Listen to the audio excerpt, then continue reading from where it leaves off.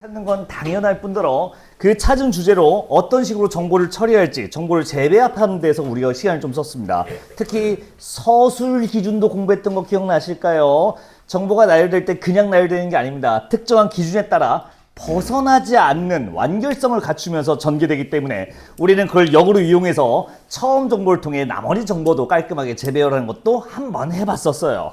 자, 그러면 오늘 독서에서는 뭘 배우냐? 논리 연결입니다. 또 까먹으실까봐 얘기하면 저번 주에 배운 독서 스킬은 오늘 이제 안 써먹어요가 아니라 당연히 누적시키는 겁니다. 오늘 공부한 것도 기존 공부했던 거다 누적하는 거예요. 자, 이해하셨으면 시작할 건데 내가 여러분들 단어 볼 때 해야 될 일을 하나 깜빡했어요. 미안합니다. 출석 좀 부를게요. 김나연 씨, 김리윤 씨, 김민성 씨, 네, 김서윤 씨, 김혜지 씨. 김혜지 씨 없어요? 예. 김준. 김지우. 김지우 씨 예. 김창경 씨 오늘 안 오고. 박성용 씨. 예. 박윤지 씨. 예. 박정환 씨. 엄태준이. 오서율 씨. 예. 윤정현 씨. 네. 윤지민 씨. 네. 윤혜원 씨 오늘 못 오고. 이강서 씨. 예. 이민아 씨. 이민혁 씨, 예, 이하늘, 예, 장보경, 목 아파, 전다정, 예, 정윤지, 주윤혜, 주지훈, 네, 김태희, 아침에 못 왔죠? 자, 알겠습니다. 그러면 김혜지 씨만 안 온 거죠? 우리끼리 합시다. 오늘 공부할 테마는 논리 연결입니다. 뭐 이렇게 말하니까 또 거창해 보이는데. 주제 탐색하면서도 사실 살짝 맛봤어요. 저번 주 공부하면서. 앞에 나온 내용이 뒤에서 이어지죠. 그래서 앞에서 했던 주제를 잡아놓는 게 중요했던 거야. 오늘은 단순히 주제를 이어가는 것뿐만 아니라 본문 안에 있는 내용을 다른 내용까지 끌고 가는 걸 연습해야 할 거예요. 그래서 아무 생각 없이 읽으면 이런 글들은 뭐야 왜 이렇게 정보가 많이 나열돼 라고 생각할 수 있겠지만 이 논리 연결을 성공해낸다면 뭐야 이 똑같은 얘기 계속하고 있네 를 눈치챌 수 있습니다. 그러면 문제를 훨씬 더 깔끔하게 풀 수 있어요. 자, 오늘은 그 논리 연결을 대놓고 요구한 문제가 있어서 갖고 왔습니다. 좀 옛날 문제긴 합니다. 4페이지 볼까요? 2012 수능 그림 이론입니다. 비트겐슈타인이라고 이제 여러분들이 고3 때 거의 무조건 만날 어디선가 만날 확률이 높은 아저씨거든요. 아무래도 인문철학 지문에서 언어학 그리고 논리학의 대가기도 합니다. 그래서 이 아저씨 언젠간 또 만날 건데 거의 매년 나온다 보시면 됩니다. 모의고사에 나오든 연계교재에 나오든 어딘가에 계셔. 그래서 오늘 그 사람을 접해보는 것도 나쁘지 않을 것 같아요. 겸사겸사 해보자고요. 자, 이제 뭐 하면 되냐? 1문단 읽으시면 됩니다. 다만 1문단 읽을 때 우리 저번에 주제 찾기 연습했었잖아요. 여기서도 해보자고요. 다만 오늘 주제는 단순하게 오픈되어 있는 게 아니라 이 사람이 자, 저번에 했던 거 맞아. 욕심 안 낼게. 이 사람이 무슨 얘기 하려는지 주제 잡아봅시다. 아까 슈퍼문 까닭이 뭘까요? 혹은 왜 투쟁과 연대가 모순되지 않을까요? 이런 식으로 주제를 한번 잡아보세요. 출발. 1문단만 읽으면 돼요.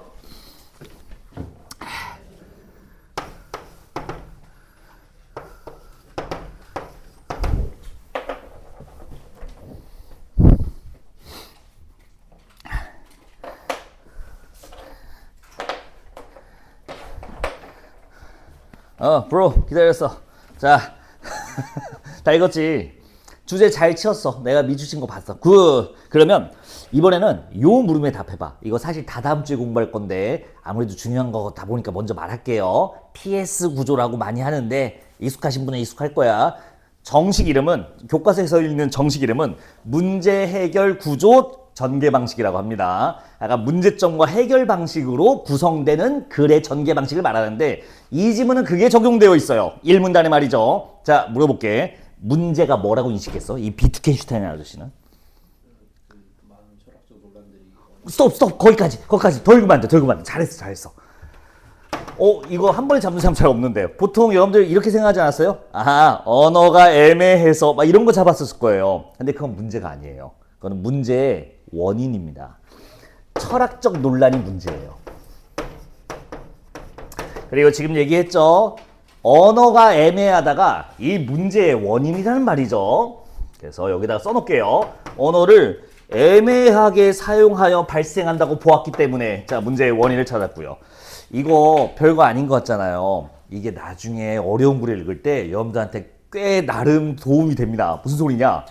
문제 자체와 문제를 발생시킨 원인을 구분해서 읽으면요. 나중에 나오는 해결 단계가 좀 더 잘 보여요. 직접 오늘 이걸로도 좀 체험시켜 드릴게요. 자, 그리고 이것도 물어볼까?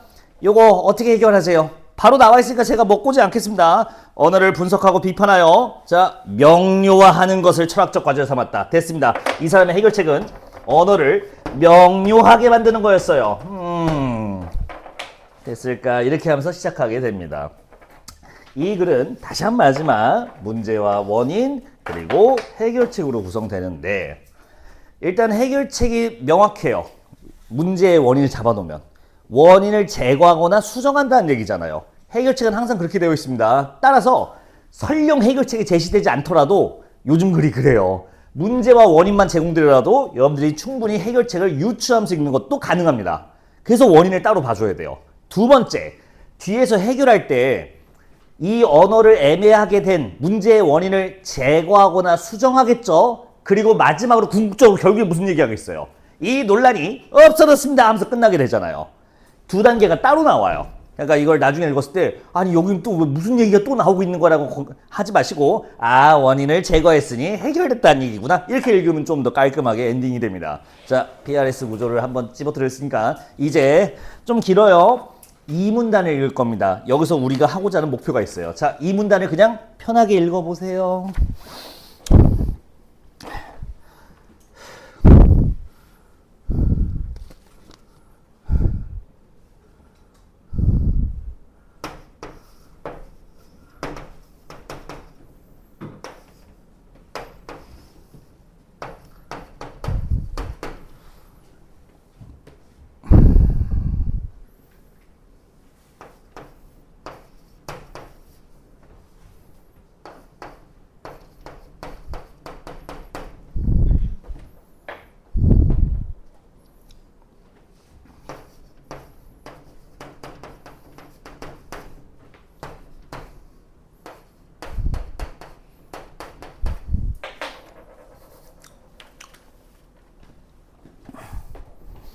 다 읽었습니까? 이렇게 된 지문인 거 괜찮을까요? 이 문단 첫 줄이 사실 너무 큰 스포를 던지고 시작하는데 우리는 몰라요 아직 이게 뭔 말인지. 이 문단 첫 줄만 볼까요? 그는 이 책에서 참고로 책을 강조한 이유도 있습니다. 이따 볼게. 그는 이 책에서 언어가 세계에 대한 그림이라는 그림이론을 주장한다. 여러분들 그림이론 설명 사실 끝났어요. 앞에서 수식한 말로 개념 설명한다고 되어 있었죠. 지금 언어가 세계에 대한 그림이다. 이거를 인식하고 읽으면 돼요. 언어가 세계에 대한 이해라고 해놓고서 지금 뭐 나오냐면 판결문 나옵니다. 소송사건이 하나 나와요. 교통사고 처리하는 재판 과정이 나옵니다. 자, 자동차 모형으로 그 당시 자동차 사건 사고를 구현해서 그걸 보고 아 그렇게 됐군요. 그러면 과실 100대 0 하면서 이제 판사가 판결해 줬대요. 이 모형을 보고. 자, 이 사건에서 영감을 얻은 거야. 촬영되고 있나? 해야지. 무슨 소리냐? 모형은 뭐야? 이거 카봇이야. 이거 장난감이야. 근데 이 장난감으로 사건을 해결했다고. 사건을 구현해냈다고요. 아니 이게 어떻게 가능해요? 이거 아무리 봐도 장난감인데요. 가능한 이유는 뭐죠? 두 개가 무슨 관계라서. 딱 써 있잖아요. 두 개가 대응 관계라서. 서로 바꿀 수 있는 서로 짝이 되어 호응하는 관계라서 우리 문학에서도 쓰는 용어입니다. 대응 관계이기 때문에 이게 모형, 카봇이 의미가 생긴다 이런 얘기였던 겁니다. 자 그리고 이 내용을 끌고 가요. 여기서부터 논리 연결입니다. 계속 같은 말을 이어져 가요. 모형은 언어에 대응 언어고요. 사건은 세계인 거 눈치채셨나요? 그러면 언어와 세계는 무슨 관계예요? 대응 관계인 거 바로 이어지죠. 논리적으로. 우리가 따로 설명하지 않더라도 맞다고 해야 됩니다. 둘은 대응 관계겠군. 하나 더. 언어는 뭘로 구성되어 있냐고 써 있는 거 보니까 명제로 구성되어 있대요. 자 여기서부터 슬슬 좀 여러분들 뇌절 시작하시는 분들이 있어요. 아 이게 뭔 소리야? 다시 한 번 말하지만 이 과목 이름은 철학이 아니라 국어입니다. 그러니까 이게 명제가 언어를 구성한다. 그렇군. 언어라는 게 명제들이 구성하는군. 이렇게 가는 거지. 그게 왜 명제가 언어를 구성하는 거지? 라고 생각하는 순간 여러분들은 다른 과목으로 빠지는 거예요. 거기까지 보시면 돼요. 아, 언어가 명제로 구성되어 있구나. 그러면 이게 이거구나. 정도면 충분해요. 세 개는 사태들로 구성되어 있대요. 여기까지 하면서 이 문단이 끝나게 됩니다. 자, 끌고 왔을까요? 이제 3문단을 올 건데요. 여러분들 시간을 좀 드릴게요. 도움 다 드렸거든요. 이제 이 끌고 온 논리 연결을 여러분들이 어떻게 뒤에서 처리한지에 따라 정답률이 갈라집니다. 미리 정답률 말씀드릴게요. 2012년이면 그렇게 어려운 수능이 아니거든요, 사실. 근데 정답률이 42%입니다.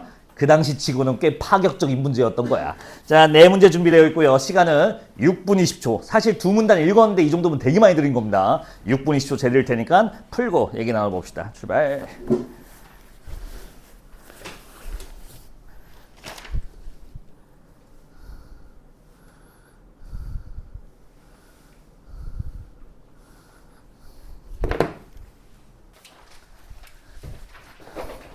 이거 저번 시간에 안 했죠? 그 부정서술어, 강력 출제 요소 이런 거 말씀 안 드렸죠? 이거 뭐냐면요.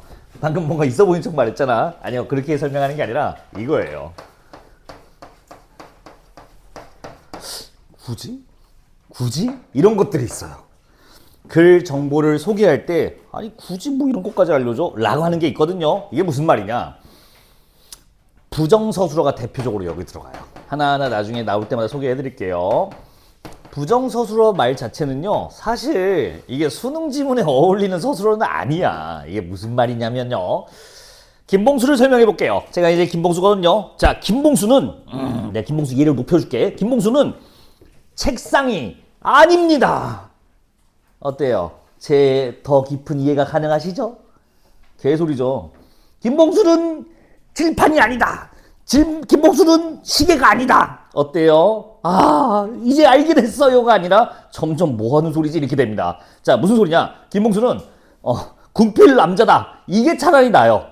즉 부정서술어는 대상의 속성을 밝히는데 도움이 안 됩니다.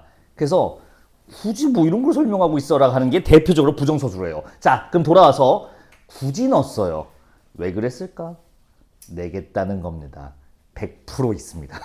100% 어딘가 답일 수도 있고 아니면 답이 아닌 낚시용 선지에 반드시 나옵니다. 자, 3문단부터 여러분들이 하셨는데 사태 설명 보세요.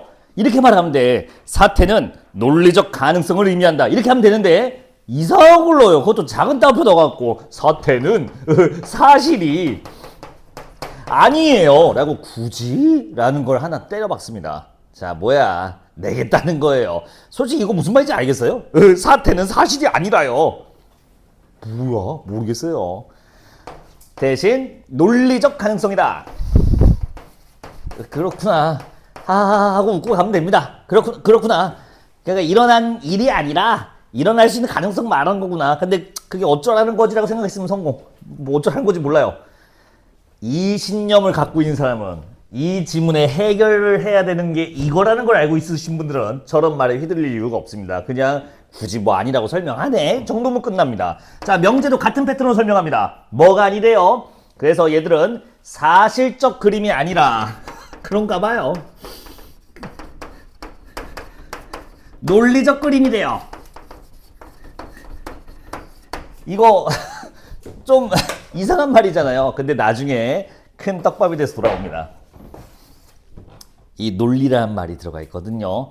여러분들 조금만 이따가 다시 볼게요. 이 논리는 왜 이런 말을 해놨는지는 사실 지금 이거 눈치 못 채도록 푸는데 상관없게끔 해놓은 지문이거든요. 이거 보니까. 하지만 깔아놓은 이유는 이따 설명드릴게. 잠깐만 뒤로 갈게요. 그래서 조금 더 읽어보면 이 말이 튀어나옵니다.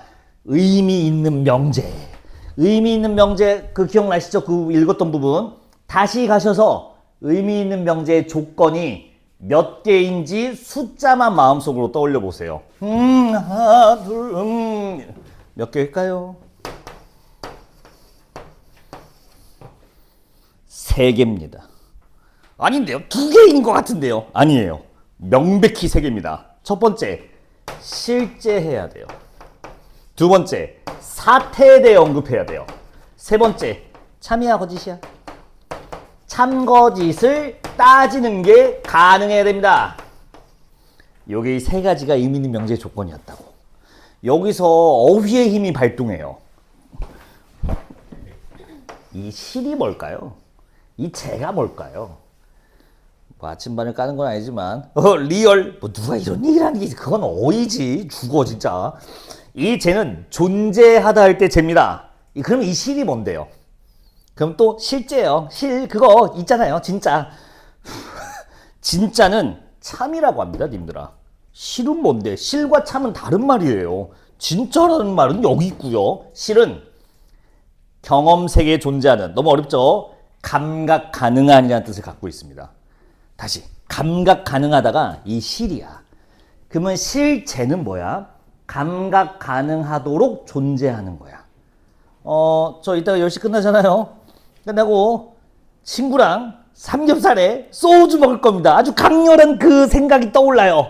어때요? 실제하나요? 여러분들 감각 가능해요? 지금 내가 지금 머릿속에서 굽고 있는 삼겹살 냄새가? 안 느껴지죠? 이건 실제가 아니에요. 다만 앞에서 이게 피곤한 표정으로 수업을 막 떠들고 있는 김봉수라는 존재는 실할 수 있나요? 지금 듣고 계시고 눈으로 보고 계시죠? 이게 실이에요. 됐을까요? 실제해야 된다. 즉 감각 가능한 정보로서 처리돼야 된다 라는 뜻이에요. 그 다음 사태. 아까 설명했죠? 뭐 저런 건가 봐요. 마지막으로 참거짓을 따지는 게 가능해야 된다. 이게 의미 있는 명제래요. 자, 나왔어요 라고 생각해야 돼요. 이 안에 조건도 중요하긴 하지만 사실 중요한 말은요. 갑자기 의미 있는 명제? 갑자기 의미 있는 명제가 왜 튀어나라고 하면 이 지문은 좀 패배하신 거예요. 근데 이 지문을 지배한 사람은 드디어 왔군이라고 생각하시면 됩니다. 님들아, 명제가 뭐죠? 연결 끌고 왔으면 이게 언어인 거 괜찮을까요? 근데 우리가 찾아야 되는 게 뭐죠? 언어를 명료하게 만들어야 되죠. 근데 명료가 뭐야? 명확하고 간결하게 만드는 겁니다. 그래서 이 사람이 명료한 기준을 보여준 거예요. 이게 바로 명료한 언어입니다. 의미 있는 명제요. 괜찮을까요? 얘가 해결책이었어요. 이 세 가지가 그래서 중요했던 거였어요. 그래서 의미 없는 명제는 뭐겠어요? 의미 없는 명제도 반대로 써놨지. 실제하지 않고 사태가 아니고 참거짓 따질 수 없고 그게 뭐였어요? 애매한 언어였던 거였어요. 그게. 매칭이 될까요? 자, 그러면 의미 있는 명제 찾았고 이것만으로는 좀 부족했는지 설명을 좀 더 덧붙여줘요. 왜냐면 이게 지금 이 글의 주제거든요. 이 세 개를 묶어서 뭐라고 합니까? 지금 3문단 마지막 줄 보세요. 마지막 문장 보세요. 경험적 세계라고 말합니다. 경험적 세계에 대해 언급하는 명제만이 의미 있는 명제가 된다. 됐죠? 이 세 가지를 묶어서 경험. 그리고 이거 정도는 알고 있지 않나요? 경험이 뭔지. 험은 인지하다, 알아차리다는 뜻이고요. 경은 감각하다는 뜻입니다. 감각하여 알아차림, 감각하여 인식함. 그게 경험이에요. 참고로 감각하기 이전에 이미 알아차린 걸 뭐라고 해요? 선험적이라고 하죠. 그런 거였어요. 선험이 감각 전에 알고 있는 거. 경험은 감각하고 알고 있는 거. 자, 똑같은 말을 하고 있었던 겁니다.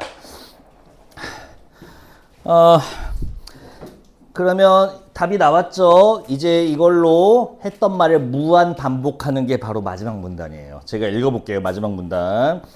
이러한 관점에서 비트겐슈타인은 기존의 철학자에 다루었던 이 논란 덩어리 문제놈들이죠. 신, 영혼, 형이상학적 주체, 윤리적 가치. 아니 이게 뭐예요? 라고 하면 안 돼요. 갑자기 신, 영혼, 형이상학, 윤리? 이게 뭐예요? 뭐긴 뭐야? 감각할 수 없는 것들이잖아요. 경험할 수 없는 세계들을 말하는 거였습니다. 오감으로 인지할 수 있는 정보들이 아니에요. 이분들은.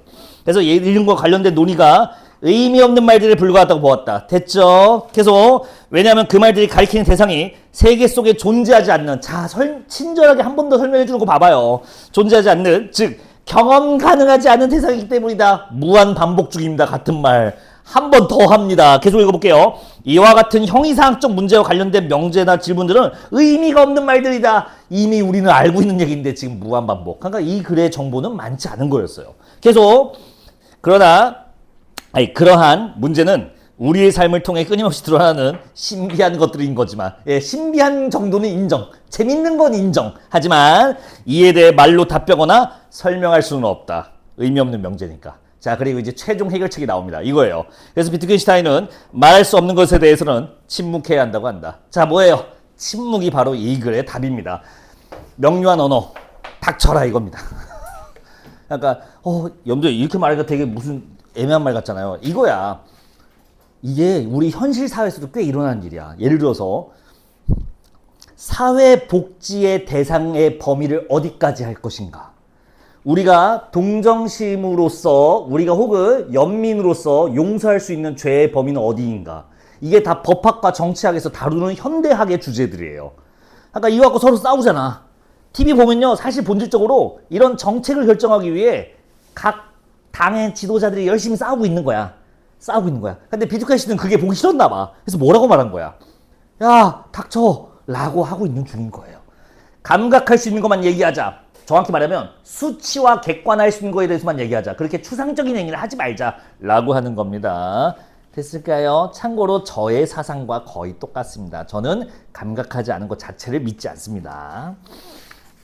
진짜예요. 그래서 원장님이 이제 나중에 옛날에 결혼식 날짜를 잡았잖아.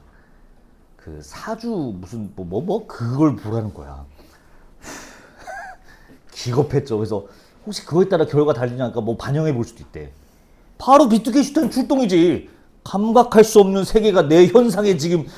그럼 뭐라고 말해야 돼요? 물론 닥쳐나갈 수는 없고 점잖게 그런 것에 대해서 난 침묵하고 싶네 하고 넘어갔던 기억이 납니다. 예, 장모님 보고 왔는데 잘 안 맞는데요. 뭐 어쩌라는 거지? 잘 살고 있습니다. 1번 볼게요. 잘 푸셨나요? 1번. 자, 답은 4번이에요. 이제 보세요. 경험적 대상을 언급하면 경험적 대상이다. 의미 있는 명제죠? 참니야 거짓이야? 참거짓을 따질 수 있는 게 가능한 명제란 뜻이죠. 4번은 참이다. 땡. 차이점 아시겠죠? 여러분들 선지 3번은 뭘까요? 예, 아까 수상했던 거요. 사태는 사실이 아니다. 이거 내려고 했던 거예요. 선지 3번. 사태와 사실은 구별할 건데요. 네, 맞죠? 이런 식으로 처리하는 거였습니다. 선지 5번도 이제 보니까 너무 당연한 얘기죠.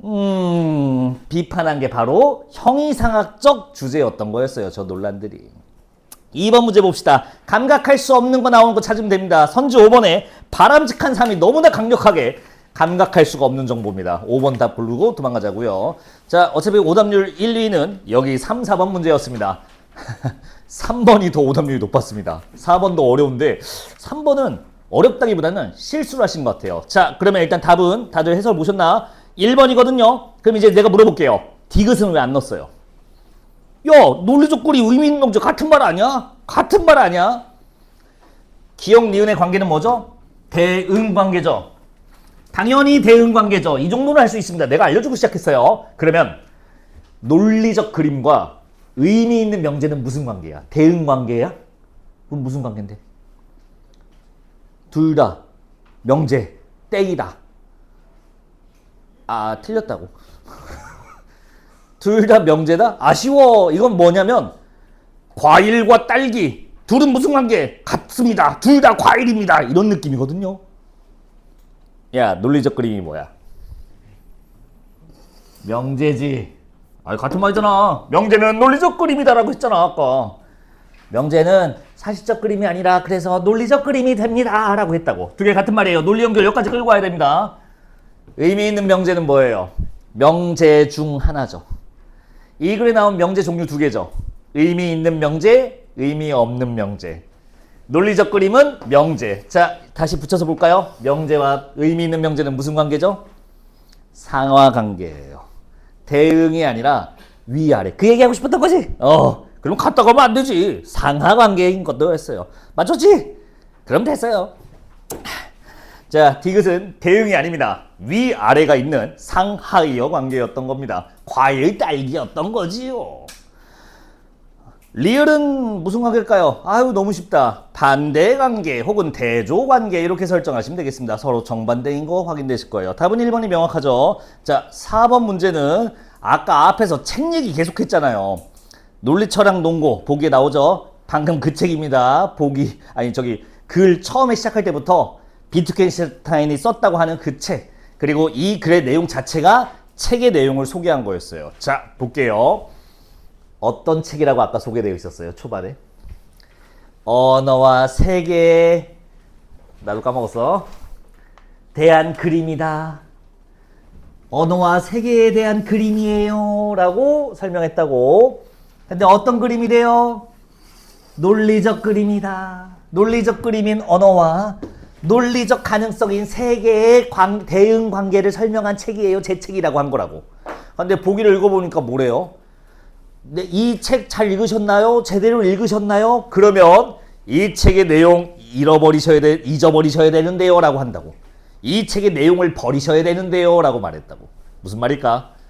여러분들, 논리는 감각할 수 있어, 감각할 수가 없어. 감각이 불가능한 거죠, 처음부터. 논리가 무슨 색깔이야, 무슨 맛이야, 그런 거 없어요.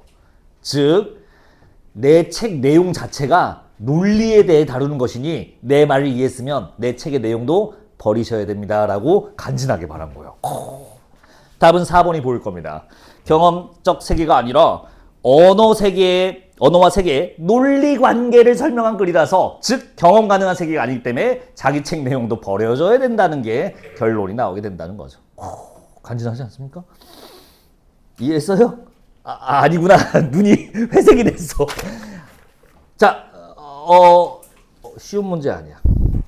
자네가 왜 이해를 못했는지 여러 가지 의외가 있겠지만 나는 내가 함부로 모르지. 우리가 2번만 나왔는데 뭐. 저번에 잠깐 본 게 다인데 뭐.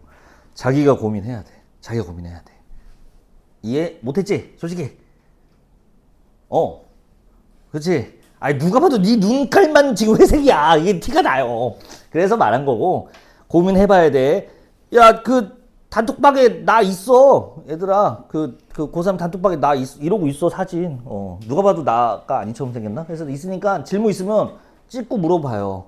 그거 하지 마. 안녕하세요, 아비투에서 님 수업을 듣는. 그거 하지 말고요. 그냥 찍어갖고 이거 뭐임? 이렇게 보내시면 됩니다. 그러면 답이 가요, 알아서. 다시 생각해보고 물어봐. 잠깐만, 너 이리 와. 아이, 봐봐. 야, 너 인간의 감각기관이 몇 개야? 그랬군. 다시 몇 개? 그렇지. 이걸 더듬으면서 얘기할 건 아니야. 인간의 오감이 있고요. 이 오감으로 인지할 수 있는 정보가 있대. 야, 이 책, 네 감각으로 인지 가능해? 무슨 감각으로 인지하고 있어? 오케이. 이 사람은 감각할 수 있는 것만 명료한 언어라고 본 거야. 괜찮아? 근데 논리야, 놀자. 이거는 감각 가능해, 불가능해? 이게 이 책의 내용이래요. 그러니까 이 책의 내용도 사실 비트겐슈타인 논리에 따르면 어떻게 해야 돼? 이게 애매한 거야, 명료한 거야, 이거? 그렇지. 그러니까 버려야 된다고. 침묵해야 된다는 거야. 어디 가서 내 책 얘기하지 마세요. 이렇게 되는 거야. 이해했지? 별거 아니죠. 자, 두 번째 질문 넘어갑시다. 7쪽입니다. 이건 아마 여러분들이 옛날에 풀어보셨을 거예요. 워낙 유명한 기출이고 2학년인가 1학년 정규 교재에도 들어있기 때문에 아마 접해봤을 겁니다. 2019 수능, 무슨 문제인지 기억이 안 나신 분이라면 저기 11쪽에 오셔서 9번 문제 보시면 생각나실 겁니다. 아시나요? 유명하죠. 정답률이 몇 프로일까요? 아마 이런 정답률은 아마 나오기 힘들어요. 19%예요. 이게 안 나오는 정답률이거든. 이게 말이 안 되거든. 왜 말이 안 될까요? 유치원생한테, 저기 반공 유치원 애들한테 던져주면 몇 프로 나올까? 정답률 깔끔하게 20% 나옵니다. 19%는 뭔가 중대한 하자가 있는 뭔가 이런 문제여야 나와요, 사실은. 자, 그래서 근데 솔직히 말하면 이 문제는 죄가 없어요. 오늘 저랑 같이 할 건데 정답률 때문에 괜히 과장되고 부풀려서 그렇지 별것도 아닙니다. 개허접입니다. 이거 글이 정말 잘 짜여졌어요. 그래서 글의 구조를 또 관통할 수 있으면 이거 푸는데 오래 안 걸려요. 아무것도 아니에요, 사실은. 다만 이제 많이들 오해하는데, 근데 이런 정답이 왜 나왔을까? 문제는 오류도 없고 깔끔하고 괜찮다고 하는데, 사실 그때 2019 학년도 이 수능 볼 때 그때 실제 봤던 사람들은 다 알아요. 그때는 여러분들과 다르게 선택 영역이 없이 여러분들 2학년 때까지 봤던 그 모의고사 버전, 화법, 작문, 문법 1번부터 15번까지 나오는 그 문제로 봤었어요. 수능도. 그래서 16부터 30까지 30문제는 독서, 31부터 45까지 문학. 그래서 15, 15, 15 이렇게 해서 45문제였거든. 지금 여러분들 좀 이상하게 되고, 참고로 다시 돌아옵니다. 지금 1학년 때부터는. 여러분들만 좀 이상한 테스트를 하고 있는 거야. 선택이라니. 자, 근데 원래 이 독서가 전통적으로 어려워서 독서 푸는데 시간을 많이 쓰려고 여러 가지 전략들이 있었거든, 그때. 그 중에 하나가 이 화작문 빨리 풀기가 있었어요. 화법, 작문, 문법이 상대적으로 쉬운 편이니 실제로 그렇습니다. 이 15개를 15분 컷 혹은 17분 컷 해서 빨리 푼 다음에 그 시간을 독서에 투자하자. 이게 그 당시 정석 루트였어요. 그래서 문제지 보면요, 15분 컷, 17분 컷, 18분 컷 이런 문제들이 나왔었어. 그리고 잘 팔렸어. 자, 그래서 학생들이 다 그렇게 준비하고 갔지. 짜잔, 시험 시작했는데 이거 웬걸. 역대 가장 어려운 화작물이 바로 2019 수능이에요. 환장합니다. 실제로 시험 본 사람들은 원래는 이제 15분쯤 되면 다 풀고 이제 딱 독서 들어가야 되거든. 자, 시계를 봤어. 24분, 25분 넘어가고 있어. 근데 나 지금 11번 풀고 있어. 미쳐요, 사람. 눈동자가 흐려지면서 이제 하면서 이제 주마등처럼 지나가는 거지. 아, 내 여태까지 수험생활 즐거웠다. 재수학은 어디 갈까? 막 이러고 있는 거야. 그런 일이 있었다고 합니다. 그래서 봐봐, 그런 식으로 시간이 부족한 상태로 이제 독서 문학으로 왔어. 시간은 훨씬 부족해. 다 푸는 건 현실적으로 불가능해. 그리고 수많은 문제 중에 저 9번 문제 생긴 거 보세요. 풀고 싶겠어요? 지문 길이 보세요. 네, 이 친구가 바로 선택받은 겁니다. 버리는 문제로요. 그래서 푼 학생이 없어요. 이 정답률의 이제 함정이 바로 그겁니다. 정답률이 20%가 나왔다는 거는 푼 사람이 없다는 건데, 못 푼 게 아니라 학생들이 안 풀었어요. 얘가 바로 버리는 카드였어요. 그런 일이 있었다고 합니다. 자, 뭐 얘기가 너무 길었네. 이 지문에서도 우리가 논리 연결을 한번 해보자고요. 1문단 읽어주세요. 2문장짜리입니다. 근데 길어요.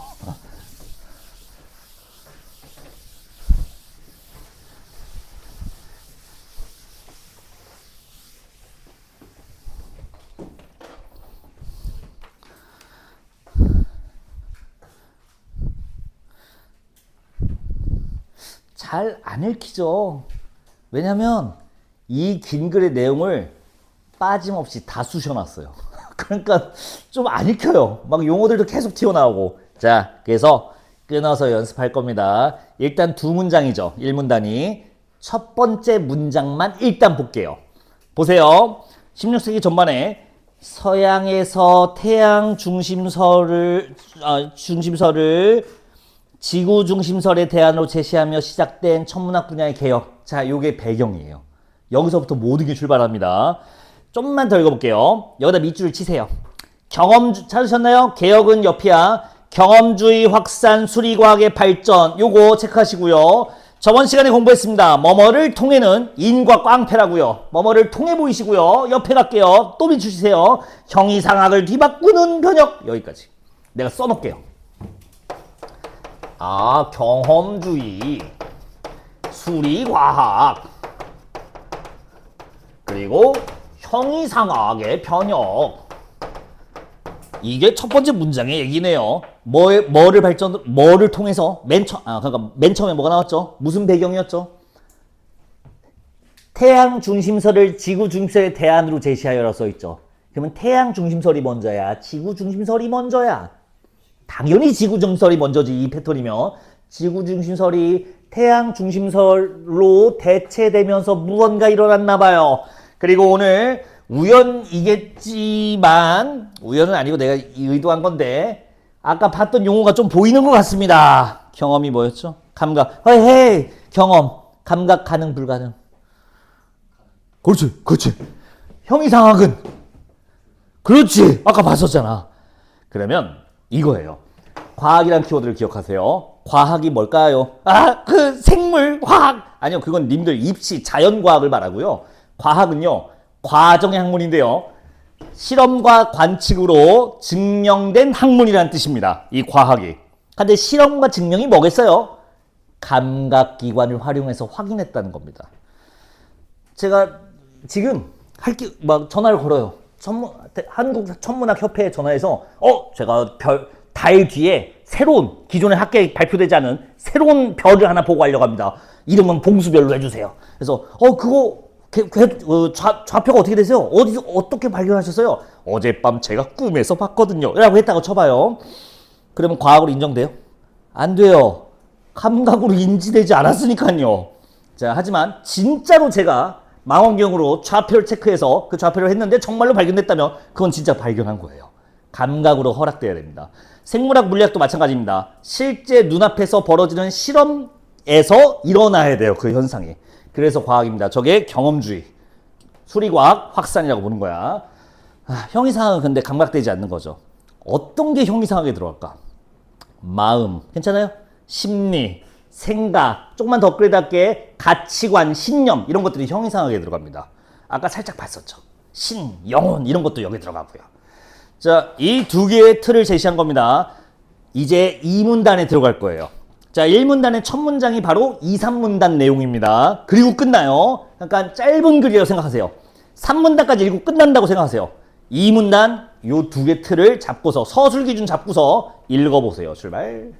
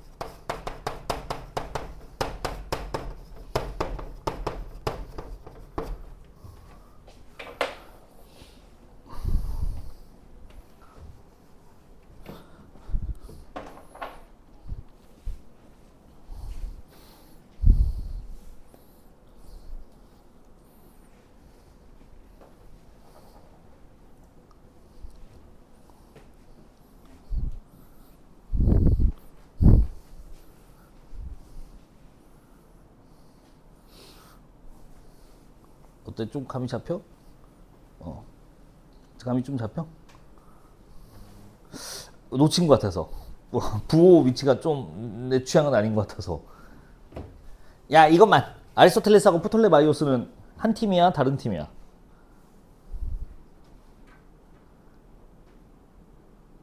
같은 팀이야. 괜찮아요? 코페르쿠스가 좀 다르죠? 다 읽었죠? 여러분들 2문단까지만 읽으면 됩니다. 물어볼게. 코페르쿠스의 경험주의 수리 과학은 뭐예요? 단순성 충족하기 위해 뭘 했어요? 누구를 중심에 놓은 과학을 제시했어요? 태양을 중심에 놓은 거 눈치챘어요? 자, 눈치 못 챈 사람도 있으니까 천천히 좀 봅시다. 님들아, 두 번째 줄 보세요. 2문단 두 번째 줄. 코페르쿠스인데요. 천체 운행을 단순하게 기술할 방법을 찾고자 했고, 너무 이상하게 꼬아서 계산하는 것보다 깔끔하게 이렇게 하고 싶었던 거야. 그것이 이렇게 여기다 밑줄 치세요. 형이상학적 문제는 별 관심이 없었다. 이거 개 뜬금없다고 느끼시는 분이 있을 거고요. 1문단에서 주제를 잡은 사람들은 기준에 따라 설명하고 있군 이라고 생각하면 편합니다. 무슨 소리냐? 코페르쿠스는 형이상학에 관심이 없습니다. 형이상학이 없어요. 다만 과학자인 거야. 어떻게 하면 이걸 더 깔끔하게 전체로 설명할 수 있을까라고 막 골방에서 막 안경 척하고 있는 거라고. 자, 다음 문장 볼까요? 고대 아리스토텔레스와 프톨레마이오스는 우주 중심에 고정되어 움직이지 않는 지구, 됐죠? 지구를 중심으로 합니다. 주위를 달, 태양, 타는 행성들의 천구들과 항성들이 붙어있는 항성천구가 회전한다는 지구 중심설. 자, 지구 중심설은 어디에 들어가야 돼요? 과학에 들어갑니다. 여기가 지구 중심이었어요, 이 아저씨들이. 따라올 수 있을까요? 좀만 더. 그와 달리 코페르쿠스는 태양을 우주 중심에 고정하고, 자, 코페르쿠스는 다릅니다. 얘는 태양 중심설입니다. 그리고 계산해보니 어때요? 더 좋대, 나쁘대? 더 좋대요. 정확히는 단순성을 충족시켰다고 합니다. 제대로 측정했다는 뜻이라고 읽어도 돼요. 그래서 앞부분 밑밥이 깔려 있었던 거였어요. 단순성 충족하는 게 이제 저기 수학의 전통이라고 써 있었습니다. 당연히 이상하게 계산한 것보다 깔끔하게 떨어지는 게 당연히 수학적으로 더 우월한 식인 거예요. 자, 더 성공했습니다. 더 좋은 걸 찾았어요. 더 우월해요. 문제가 있죠. 받아들였대요? 못 받아들였대요? 이 태양심설을 못 받아들였대요. 왜냐면 읽어볼까요? 그러자 프톨레마이오스보다 훨씬 적은 수로 행성들의 가시적 운동을 설명할 수 있었고, 행성이 태양에서 멀수록 공정주의가 길어진다 하면서 단순성이 충족되었다. 그러나 아리스토텔레스의 여기 형이상학을 고수하는, 됐을까요? 아리스토텔레스의 형이상학은 있었습니다. 그리고 그 당시 지식인들이 단단히 고수하고 있었어요. 뭔지 보니까 이분법적 사고입니다. 천상과 지상계가 나눠져 있어요 라고 하는 그 당시에 무슨 가치관과 신념이 있었나 봐요. 이걸 지켜야 하기 때문에 받아들일 수가 없었대요. 자, 여기서 더 들어가면 안 됩니다. 이게 아리스토텔레스의 이 사상이 뭐길래 이건 안 되고 이건 될 것까 하는 거는 이상한 짓이에요. 우리가 읽을 거는 그래서 이 과학과 형이상학이 서로 어떻게 영향을 주고 변혁되는지를 보는 거예요. 우리는 어디까지만 읽으면 돼요. 아, 얘들은 형이상학이 있었구나, 아리스토텔레스는. 그래서 이걸 못 봐줬구나, 여기까지. 됐을까요? 끝났습니다. 그럼 이제 3문단을 읽어야 돼요. 3문단이 엔딩입니다. 이 글의 엔딩이에요. 진짜입니다. 끝이에요, 3문단이. 자, 기준. 아직 유효합니다. 서술 기준은 절대로 벗어나지 않아요. 읽어보세요, 3문단.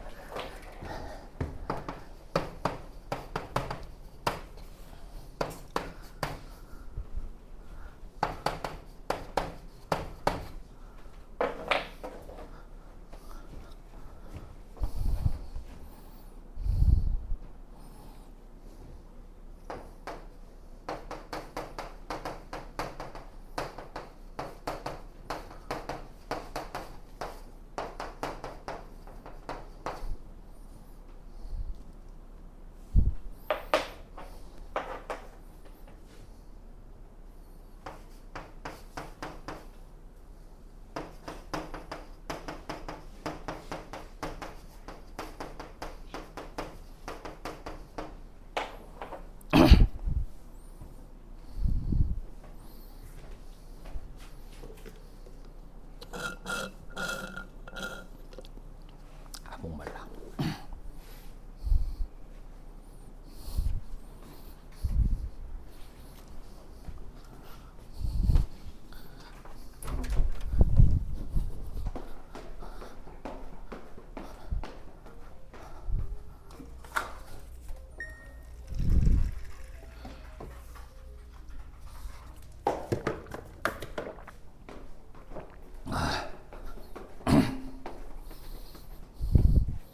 어때요? 보이나요? 써놨어요. 브라헤가 나옵니다. 얘는 뭐 하고자 했대요? 아리스토텔레스의 형이상학인 이분법적 구도와 상충을 피하고자 했대요. 그러면 이 이분법이라는 뭔지 모를 아리스토텔레스의 형이상학을 받아들이겠다는 거야? 버리겠다는 거야? 받아들이겠다는 거지. 끌고 가겠다는 거야. 근데 얘는요, 과학자예요. 또 훌륭한 과학자야, 브라이는. 이거 개쩌는 거 알아. 그래서 이걸 끌고 가야 되는데, 이거 어긋나면 또 저기 왠지 화형당할 것 같고 막 그런 느낌이야. 그래서 어떻게 하냐? 짬뽕을 만듭니다. 볼까요? 지금 읽으신 3문단의 두 번째 줄입니다. 텔레스의 형이상학과의 상충을 피하고자 우주의 중심에 지구가 고정되어 있고, 지구 중심설인가 보다. 근데 더 읽어볼게. 달과 태양 왕성들은 지구주위를 공전하며 지구 외 행성들은 태양주위를 공전하는, 이거 뭐야? 짬뽕을 만들어 놨습니다. 그래서 태양 중심설을 어떻게든 갖고 오려고 지구 중심, 그래 지구 주변에 태양하고 다른 지구를 도는 거야. 근데 딴 거는 태양 주변 도는 거 아닐까라고 기괴한 혼종을 하나 만들어냅니다. 이유는 간단하죠. 방금 오픈했죠. 이분법적 사고, 아리스토텔레스의 형이상학을 충돌하는 걸 피하기 위해 이것도 끌고 오려고 라는 뜻이었던 겁니다. 됐죠? 이제 마지막 나옵니다. 케플러입니다. 케플러는 뭐부터 시작해요? 멘트가. 뭐의 신봉자야? 신플라톤주의. 신플라톤주의 형이상학이라고 떡하니 써있죠? 됐지? 그러면 얘는 게임 오버입니다. 케플러는 이거를 신경 쓰는 사람이야. 신경 쓰지 않는 거야. 이 이분법적 구도 천상계와 지상계 놀고 있네 라고 하는 사람이고, 그런 거 없어. 세상은 숫자로만 돌아가는 법이야 라는 뭔지 모를 신플라톤주의라는 좀 다른 형이상을 갖고 있었습니다. 자, 그러면 이 사람은 어떻게 하면 돼요? 결과는 끝났지. 태양중심설 컴온 하면서 그냥 갖고 옵니다. 그리고 종결되죠. 자, 이제 태양중심설은 원래부터 우월했고요. 그거를 뒷받침하는 사상이 신플라톤주의가 깔고 있습니다. 이제 이 지구중심설은 당연히 이제 폐지되고요. 이 이분법적 사고라는 형이상학은 살아있을 이유가 이제 있나요? 이제 더 이상 안 남아있는 거야. 그래서 이 사상은, 이 가치관은 없어지게 되는 겁니다. 어때요? 이 글의 맨 처음 뭘로 시작했죠? 수리과학의 발전, 확장을 통해 형이상학이 바뀐다. 지금 사람들의 사고방식이 하늘과 지상계라는 생각을 갖고 있었는데 그런 게 어딨어 라는 생각으로 바뀌게 된 계기가 뭐야? 과학의 발전이었죠. 지구 중심설이 태양 중심설을 지구 중심을 대체함으로써 생긴 사람들의 사고방식 변혁이죠. 이 글의 첫 문단 첫 줄이 바로 이 내용이었던 거였어요. 됐을까요? 이제 문제 풀러 갈 거예요. 조금 어렵죠? 할만해. 7번 문제 풀어주세요. 페이지 10쪽입니다. 7번 문제 풀어주세요.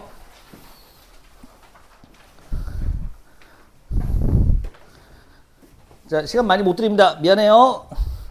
자, 1분. 팍 골라 그냥.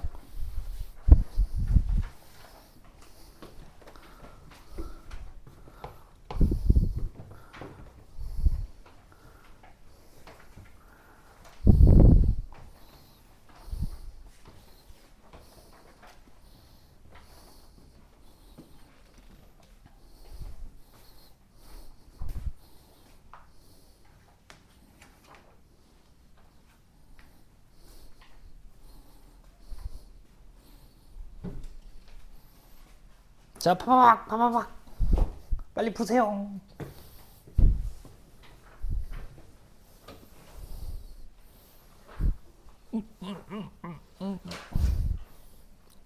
서두르세요.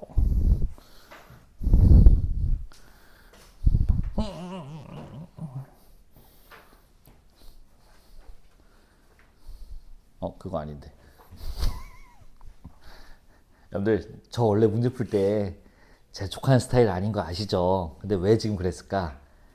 이걸 빨리 풀려고 하면 나오는 실수가 여러분들이 보통 하는 실수거든요. 일부러 좀 그런 겁니다. 저 절대 문제 풀 때 빨리 풀란 말 절대 안 해요.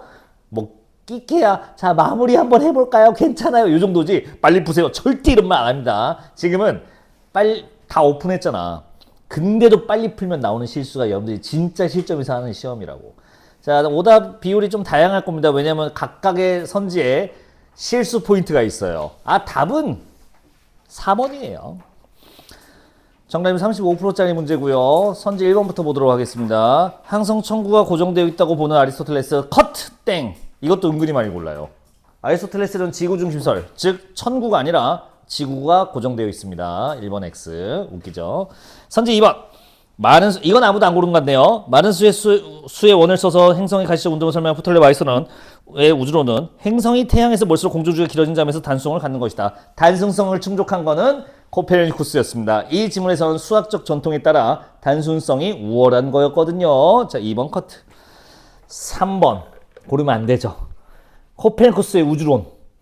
지구 중심설 이전 지구 중심보다 단순할 뿐만 아니라 맞아요. 단순해요. 하지만 아리스토텔레스 형이상학과 양립 가능하다? 아니죠. 그게 아니어서 지금 이 꼴이 나고 있는 거죠. 3번 더 X. 여러분들 오답 유리가 뭐겠어요? 선지 5번이 오답 유리야. 왜? 그냥 보면 5번밖에 답으로 안 보여요. 케플러, 신플라톤주의 예! 하고 고르거든요. 근데 지금 4번 답 고르신 분들도 5번이 왜 틀렸는지 잘 보세요. 왜 틀렸을까? 맞지 않아? 아니 케플러의 우주론은 신플라톤주의에서 경험주의적 근거를 찾았다. 경험주의적 근거가 아니라 형이상학적 근거라고 해야죠. 그래서 5번이 틀린 거야. 이 글은 대놓고 저격한 문제입니다. 뭐를? 1문단에서 두 가지 툴을 잡은 사람만 돌파할 수 있어요. 그냥 단어만 끼워 맞춘 사람들은 케플러, 신플라톤주의 예! 하고 그냥 고른다고요. 하지만 이 글은 큰 틀에서 경험주의와 형이상학 두 가지로 나눠서 서술 기준에 따라 서술된 거기 때문에 이 두 개를 구분해서 읽었어야만 저 5번 낚시에 걸리지 않습니다. 그래서 이걸 또 모르고 이제 이걸 틀린 여러분들 선배들은 억울해하는 거야. 그게 뭐예요? 치사하게. 뭘 취사해? 가장 중요한 거예요. 1문단에서 주제 잡기는. 서술 기준 잡기가 이렇게 중요합니다. 답은 4번이에요. 자유롭지 못하다. 브라엔은 아리스토텔레스 이 문법적 구도의 형이상에서 자유롭지 못하다? 네! 자유롭지 못하다는 게 신경 썼다는 거야? 안 썼다는 거야? 신경 썼다는 거잖아. 당연히 상충을 피하고자 노력한 그 짬뽕이 이거를 신경 썼기 때문에 그런 겁니다. 4번 답밖에 없어요. 괜찮아요.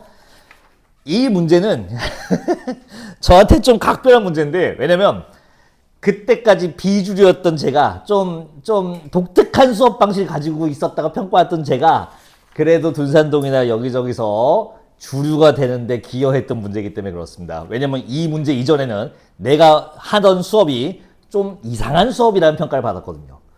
이때는 뭐가 유행인 줄 아세요? 지금 생각하면 난 아무리 봐도 이해가 안 돼요. 글을 다 안 읽어도 된대. 듣기엔 달콤해요.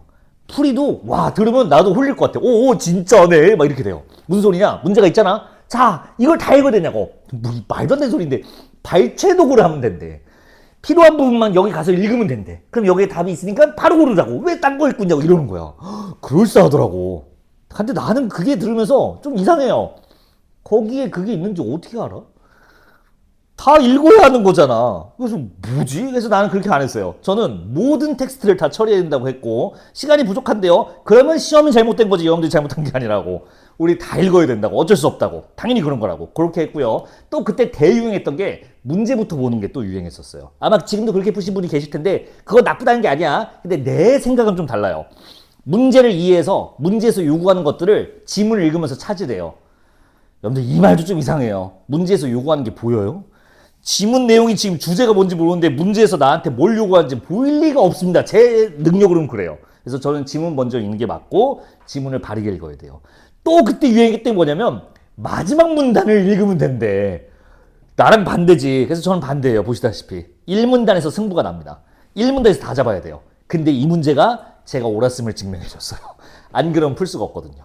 그리고 또 하나 보여드릴까요? 5번 문제 보세요. 내 입으로 잘난 척 하려니까 좀 민망하네.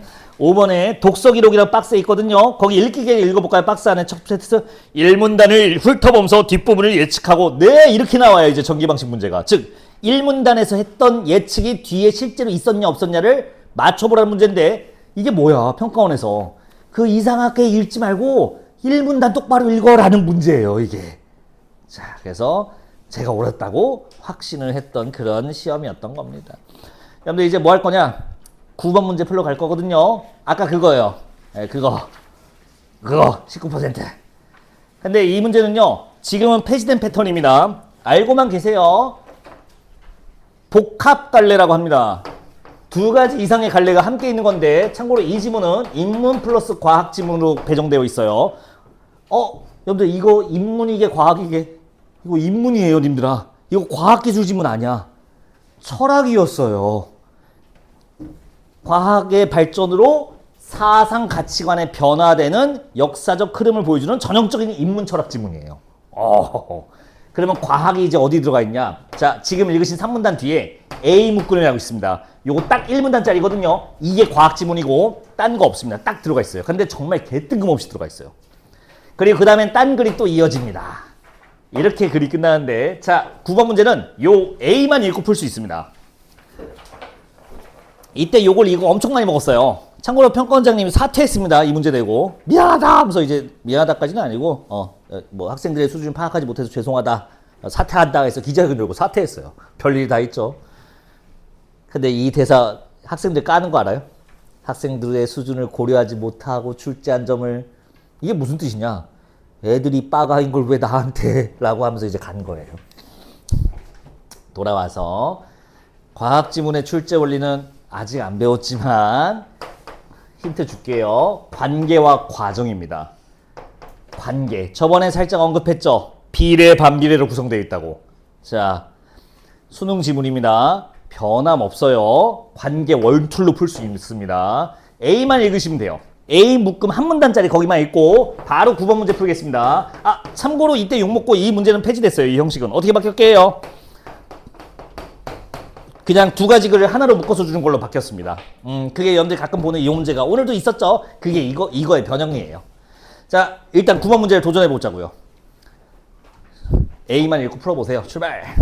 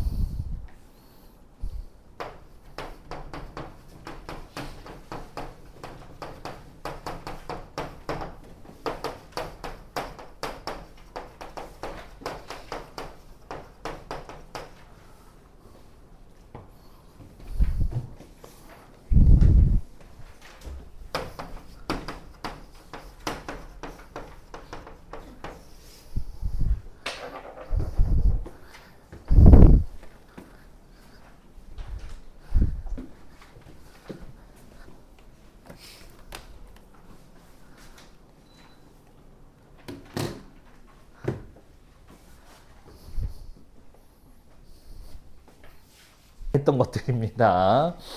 그때는 물가가 지금처럼 안 커서 100억, 옆에서 100억이 있어요. 이렇게 하려고 했는데. 여러분들,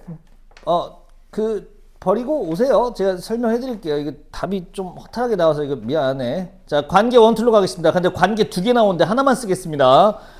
7쪽의 밑에서 두 번째 줄 볼까요? 아니, 7쪽의 밑에서 두 번째 줄.